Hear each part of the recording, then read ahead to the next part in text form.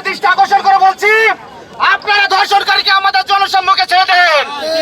আমরা একজন আসামি হব না, আমরা আসামি হব পুরো নড়াইল জেলার মানুষ। যে আপনারা আমাদেরকে হেল্প করেন, আমাদেরকে সাহায্য করেন, আমরা তো সাহায্যই করতেছিলাম নড়াইলবাসী। তাহলে কেন লাঠিটা এনে এই ধর্ষককে সেভ করার জন্য আমাদের উপরে লাঠি চার্জ করা হলো? আমরা তো এই ধর্ষকের বিচার চেয়েছিলাম, পুলিশের কাজ করতেছিল, তাহলে কেন লাঠিটা ব্যবহার করা হলো এখানে? আমার পা গাড়ির নিচে পড়ে যেতে গেছে কেন? আজকে আমাদের অপরাধটা কোথায়? ধর্ষকের থেকে কি আজকে আমরা বড় অপরাধী? আমাদের উপরে লাঠি নিয়ে আসা হয়েছে।